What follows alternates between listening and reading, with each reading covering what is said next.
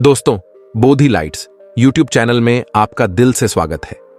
एक बार एक सोहन नाम का व्यक्ति बौद्ध भिक्षु के पास जाता है और कहता है, मैं अपने नगर का एक व्यापारी हूं। मेरा पूरा दिन अपने व्यापार के कामकाज में ही गुजर जाता है, जिसकी वजह से मुझे ज्यादा खाली समय नहीं मिलता। ज्यादा खाली समय ना मिलने और हर समय व्यस्त रहने की वजह से मैं तनाव महसूस करने लगा हूं। पिछले कई महीनों से मैं अपना कोई भी काम ठीक से नहीं कर पा रहा हूं। अब तो किसी भी काम में मेरा मन भी नहीं लगता। मुझे काम को हटाने की आदत लग चुकी है। मैं बहुत ही आलसी और चिड़चिड़ा सा हो गया हूं। अपनी इन सारी आदतों की वजह से मैं आजकल बहुत ही अशांत और व्याकुल रहने लगा हूं। कृपया आप मुझे कोई ऐसा तरीका बताएं जिससे पूरे दिन मैं अपने मन को भटकने से रोक सकूं और पहले की तरह अपने व्यापार में मन लगा सकूं। बौद्ध भिक्षु ने सोहन की सारी बातें पूरे ध्यान से सुना और फिर कहा, तुम्हारी समस्या तुम्हारा काम में व्यस्त रहना नहीं है, बल्कि अपने काम को बोझ समझना है।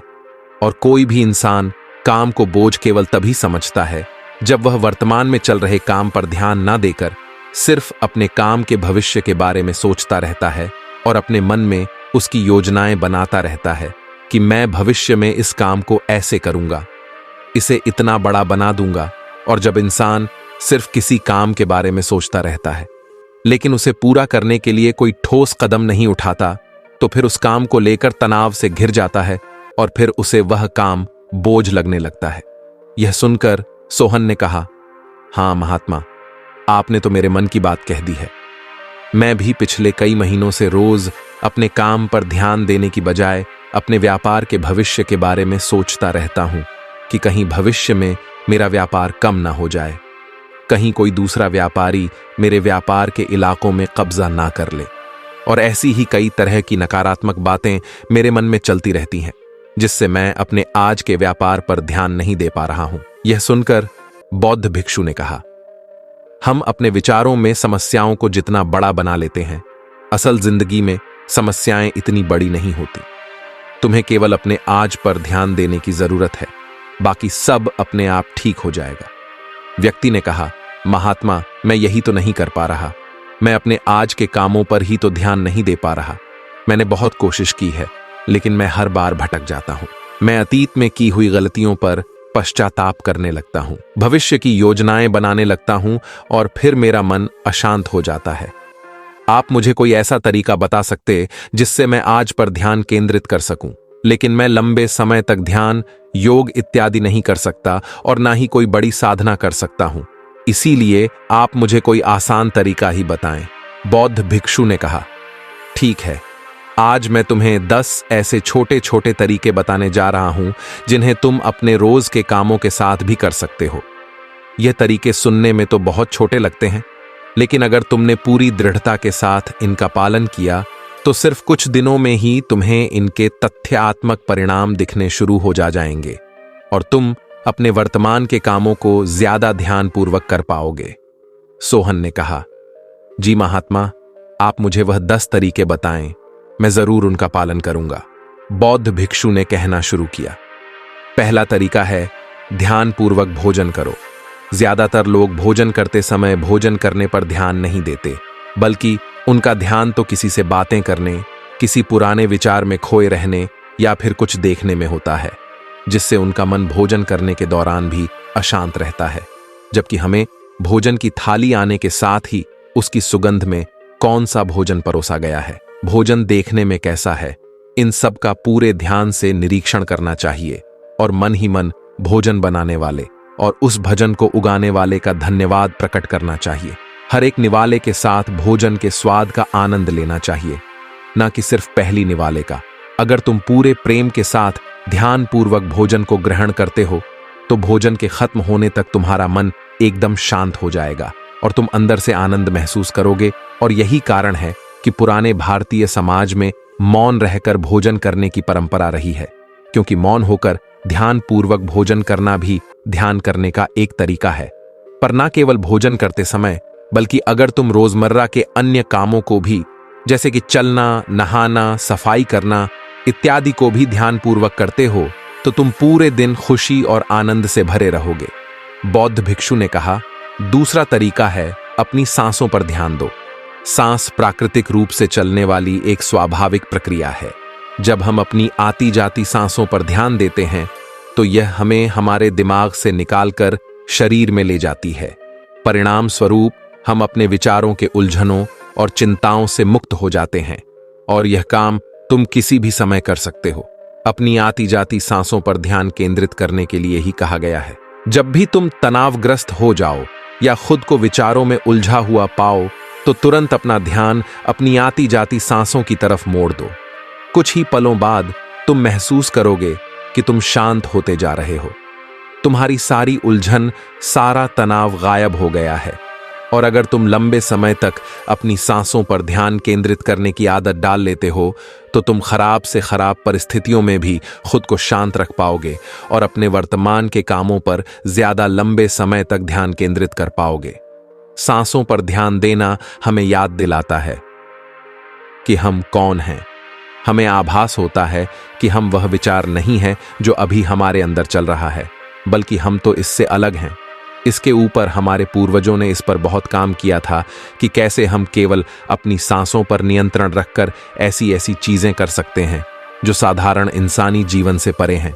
हम अपनी सांसों पर ध्यान देकर खुद को ऐसी स्थिति में ला सकते हैं कि जीव वन में आने वाला कोई भी उतार चढ़ाव हमें परेशान नहीं कर सकता है। वह अपने हिसाब से बैलेंस करके अपने दिमाग और शरीर को मैनिपुलेट कर लेते हैं कि घंटों तक सांस रोकने और दिल की धड़कन बंद हो जाने के बाद भी वह अपने आसपास की चीजों को महसूस कर पाते हैं। बौद्ध भिक्षु ने व्यक्ति से कहा, तीसरा तरीका है, अपनी इंद्रियों से जुड़े हमारी 5 इंद्रियां, नाक, आंख, त्वचा, जीभ और कान हमारे शरीर के प्रवेश द्वार हैं। लेकिन जब हम विचारों में खोए रहते तो हम अपनी इंद्रियों को अनुभव नहीं कर पाते कि हमारे आसपास क्या चल रहा है, कैसी सुगंध है, कैसी दुर्गंध आ रही है। जब तक कि यह सारी चीजें इतनी प्रबल ना हो, यह हमारा ध्यान अपनी ओर खींच लेते हैं और हम बस बेहोशी में जिए चले जा रहे हैं। इसलिए अपने आसपास की चीजों को ध्यान से देखने की आदत डालो। जैसे अपने शरीर से टकराती ठंडी हवा को महसूस करो। बगीचे में खिले रंग बिरंगे फूलों पर ध्यान दो, उनकी खूबसूरती को निहारो। पक्षियों की आवाज में ध्यान दो। उगते और डूबते सूरज को कुछ देर ठहर कर देखो। यह सारी छोटी छोटी चीजें तुम्हें तुम्हारे वर्तमान से जुड़ेंगे। अगर तुम अपने जीवन में शांति और आनंद का अनुभव करना चाहते हो तो तुम्हें अपने आसपास की चीजों पर ध्यान देना होगा। तुम्हें कुछ पल ठहर कर उन्हें प्रेम पूर्वक देखना और महसूस करना होगा। बौद्ध भिक्षु ने कहा, चौथा तरीका है, अपने मन में उठने वाली नकारात्मक भावनाओं का निरीक्षण करो। निराशा या क्रोधित होना हम इंसानों में आम बात है, लेकिन हमें चाहिए कि हम ऐसी भावनाओं के भाव में ना रहे, बल्कि जब भी हमारे अंदर किसी भी प्रकार की नकारात्मक भावनाओं का उदय हो तब हमें इन भावनाओं पर ध्यान देना चाहिए। जैसे कि जब तुम्हें गुस्सा आए या कुछ गलत करने का मन करे तो कुछ देर ठहर कर देखो कि उस समय तुम्हारे अंदर कैसे विचार उठ रहे हैं। कुछ देर में तुम महसूस करोगे कि तुम वह विचार नहीं हो, तुम उनसे अलग हो, तो उन्हें देखते रहो और कुछ ही देर में वह सारे नकारात्मक विचार गायब हो जाएंगे। और अगर तुम हर बार ऐसा ही करते हो तो तुम तुम्हारी भावनाओं पर नियंत्रण करना सीख जाओ। भिक्षु ने कहा, पांचवा आदत यह है कि अपने मन में उठने वाले हर विचार पर भरोसा मत करो। हमारा मन हर समय अनुमान और बहाना ही बनाता रहता है जो कि सच नहीं होती।